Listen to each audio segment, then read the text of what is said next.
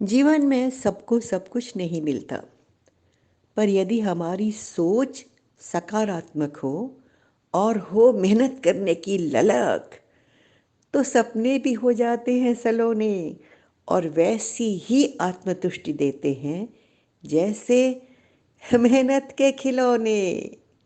साथियों, स्वागतम, शुभ स्वागतम।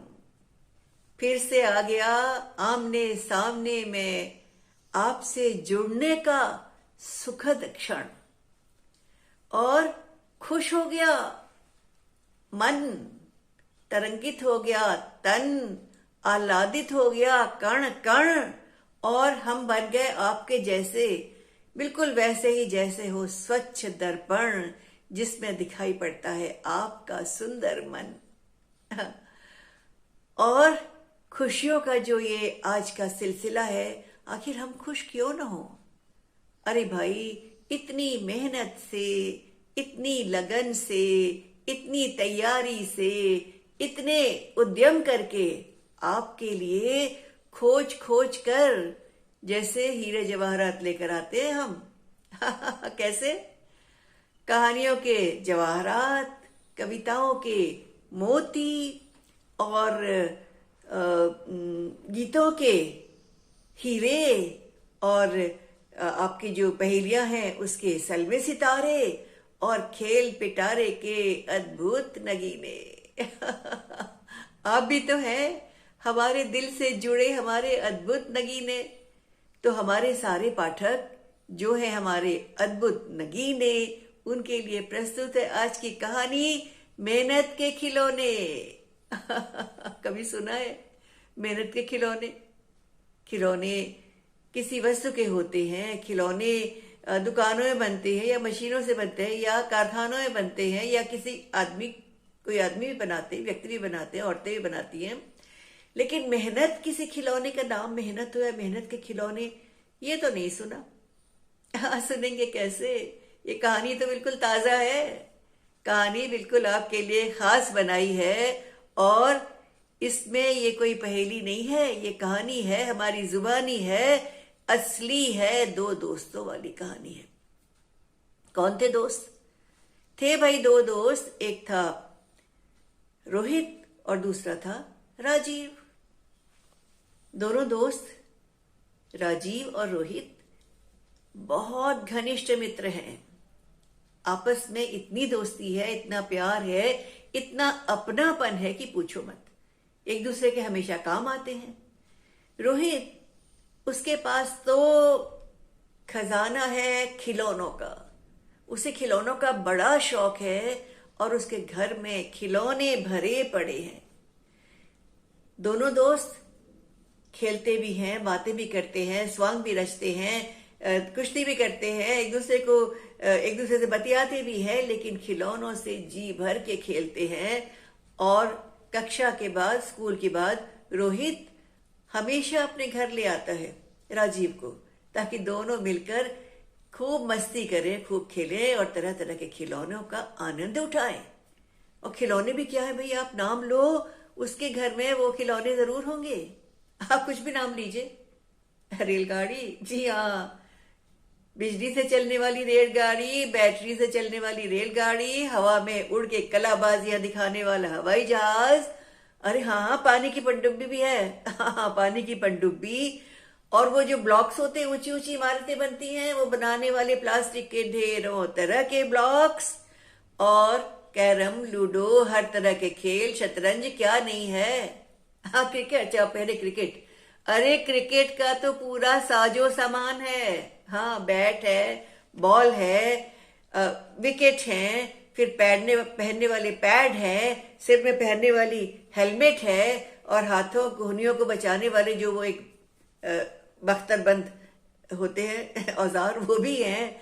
और उसके अलावा यहाँ तक कि पिच पे बिछाने वाली जो मैट होती है ना, वो भी है उसके पास। बैडमिंटन का सारा सामान, रैकेट, चिड़िया, फुटबॉल का सामान, वॉलीबॉल का सामान और टेनिस का सामान, कौन सा खेल नहीं है जो उसके पास नहीं है। भरा पड़ा है उसका कमरा तरह तरह के खेलों से। रोहित के माता पिता का अच्छा व्यवसाय है। दोनों मिलके व्यवसाय में काम करते हैं, रात दिन जुटे रहते हैं, खूब कमाते हैं, लेकिन उनके पास किस चीज की कमी है?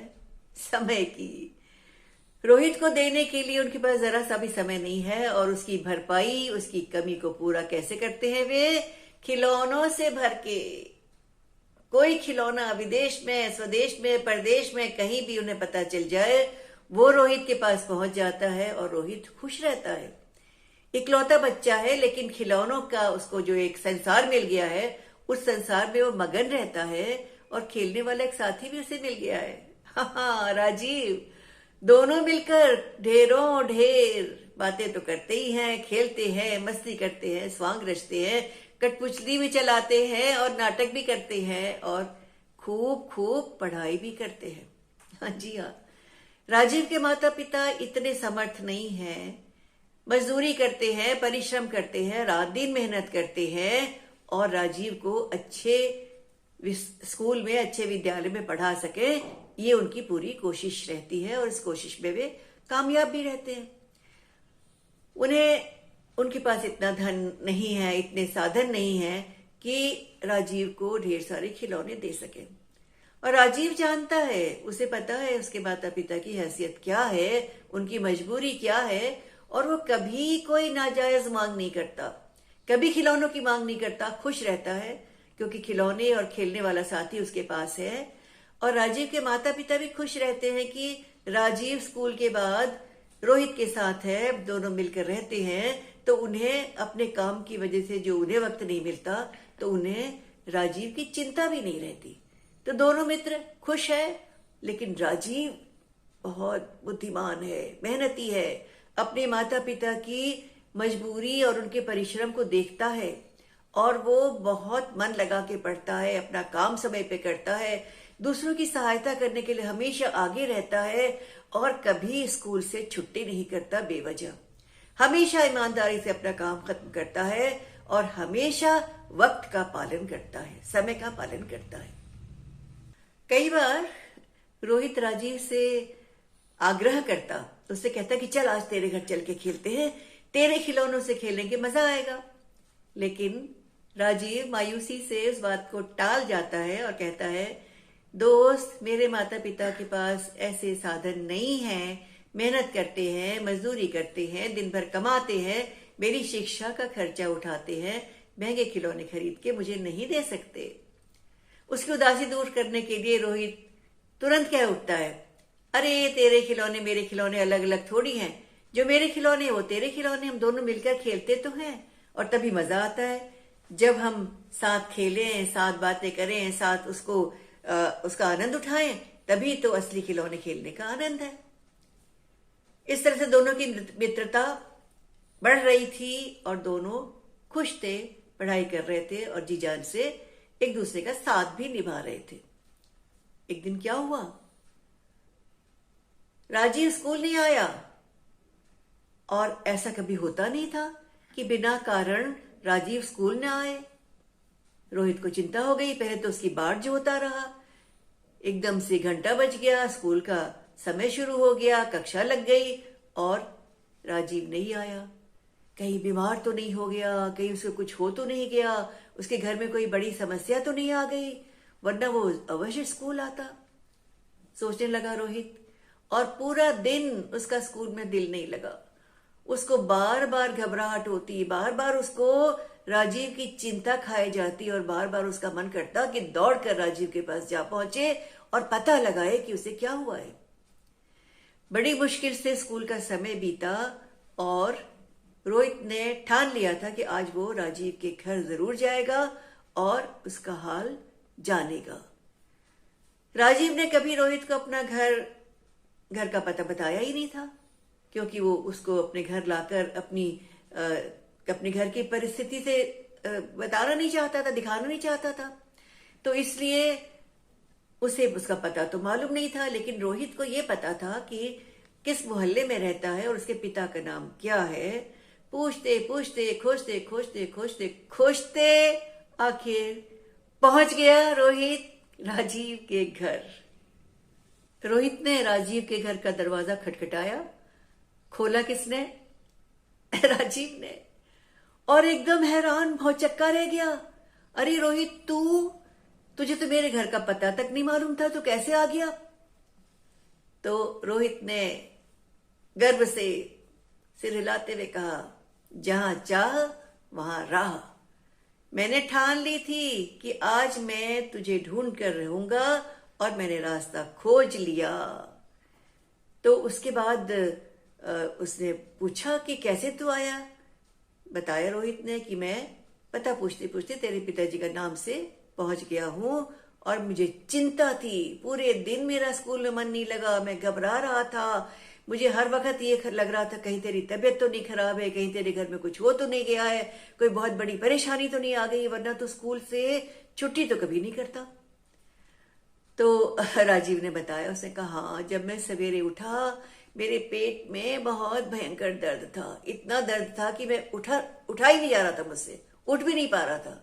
तब माँ ने मुझे जल्दी से दवाई ला कर दी, और उसके बाद उन्होंने कहा कि थोड़ी देर सो जा, तुझे कुछ आराम मिलेगा, तभी मैं काम पर जाऊंगी। और मुझे कुछ आराम मिला तो माँ काम पर गई, और उन्होंने कहा खिचड़ी बना के रखी है, जब तुझे मन करेगा तो खा लेना। और जब मेरा दर्द बिल्कुल ठीक हो गया अभी, तो मैंने खिचड़ी खा ली। अब मैं काफी अच्छा महसूस कर रहा हूं। उसके बाद लेकिन सबसे बड़ी समस्या क्या आ गई, समय नहीं कट रहा। किताबें भी अलट पलट के देख ली, और उसके बाद भी मन नहीं लग रहा था। तू आ गया, बड़ा अच्छा किया। तो रोहित ने कहा कि खिलौनों से क्यों नहीं खेला? खिलौनों से खेल लेता, मन लग जाता। उदास और मायूस होकर राजीव ने कहा, खिलौनों से खेलता तो सही, पर मेरे पास तेरी तरह के खिलौने हैं कहाँ? लेकिन तूने भी क्या कहा था, जहां चाह वहां राह। तो मेरे पास भी एक उपाय आ गया, जहां चाह वहां राह। पहेलियां बुझा रहा है, सीधी सीधे बात बता ना। तो राजीव ने समझाया, उसने कहा ऐसा है, खिलौने किसे अच्छे नहीं लगते, किस बच्चे को अच्छे नहीं लगते। मुझे भी बहुत पसंद है, बेहद पसंद है। मेरा भी दिल करता है खिलौनों से खेलने का, लेकिन मैं अपने माता पिता पर बोझ नहीं डालना चाहता, उन पर भार नहीं डालना चाहता। हाँ, मैं क्या करता हूं, अपने खिलौने खुद बना लेता हूं। और फिर राजीव ने अपना पिटारा खोल दिया, किसके सामने? रोहित के सामने। उसने कहा मेरी चीजें किससे बनती हैं? बेकार में नाकाम में आने वाली चीजों से। माचिस के खाली डिब्बे, गत्ते के डिब्बे, बोतल, खाली बोतलें, ढक्कन, तार, सरिया के छोटे छोटे टुकड़े, और रबर के टुकड़े, और कंकड़ पत्थर, सीख, गोंद, और जो भी चीज बाहर खाली मिलती है, पड़ी मिलती है, बेकार दिखती है, उन सब चीजों का मैं प्रयोग करके अपने लिए कुछ न कुछ बना लेता हूं। और मुझे अच्छा भी लगता है, मन भी लगता है, मजा भी आता है। ये देख, फिर उसने दिखाया कि गत्ते से काटकर, मैंने गत्ते को गोल काटा, और गोल काटकर क्या किया, इसमें 7 रंग भर दिए।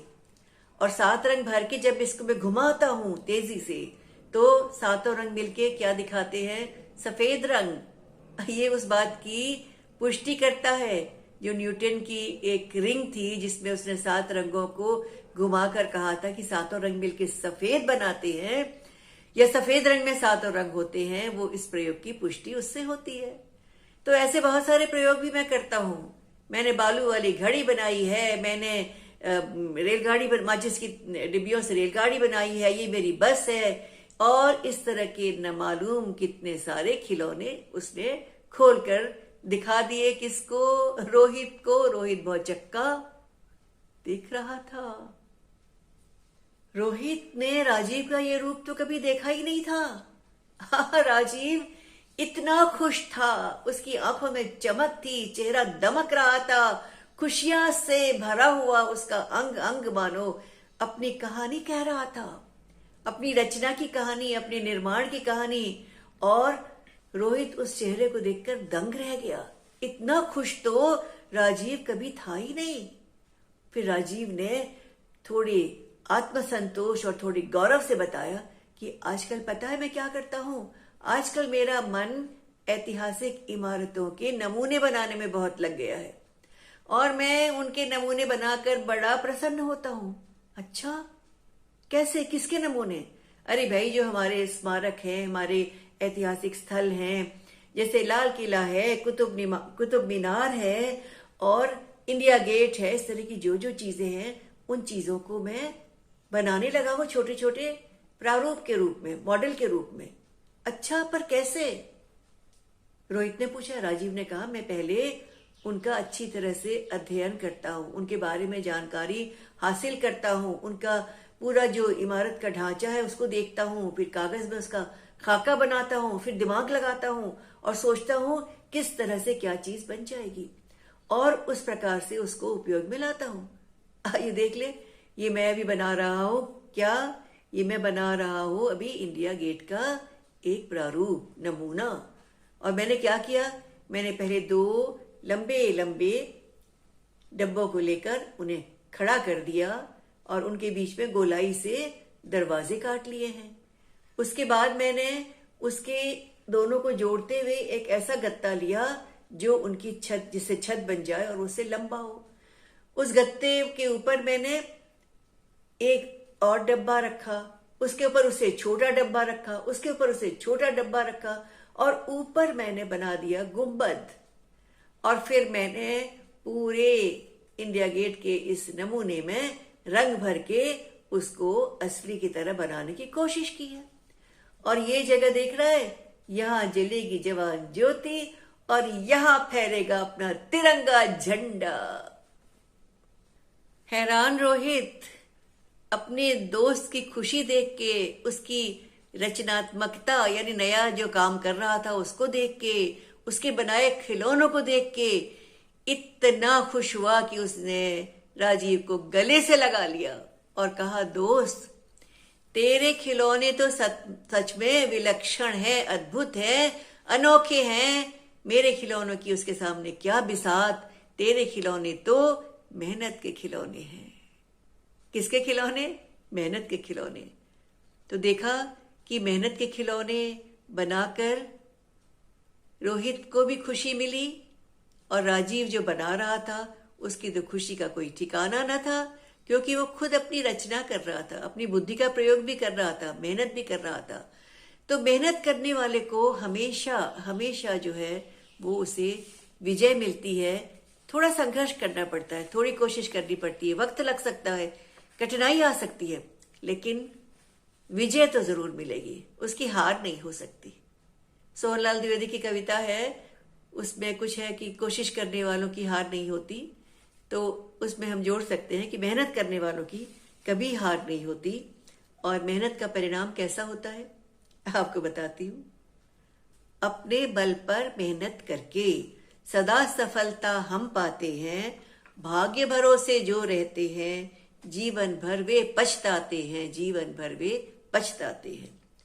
सपना पूरा करना हो तो सतत परिश्रम करना होगा और साधन के बिन उच्च शिखर तक खुद के बल पर चढ़ना होगा, खुद के बल पर चढ़ना होगा। खून पसीना रोज बहाकर कृषक खेत में फसल उगाता, सर्दी गर्मी आंधी वर्षा से न तनिक डर फर्ज निभाता, से न तनिक डर फर्ज निभाता। मधुमक्खी फूलों का रस ले मेहनत करके शहद बनाती, तिनका तिनका बीन बीन कर बया घोंसले को रच पाती, बया घोंसले को रच पाती।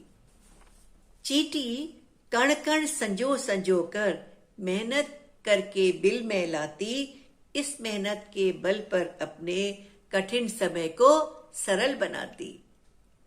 मेहनत में यदि बुद्धि जुड़े तो, मेहनत में यदि बुद्धि जुड़े तो नई राह का होगा उद्भव, नई राह का होगा उद्भव।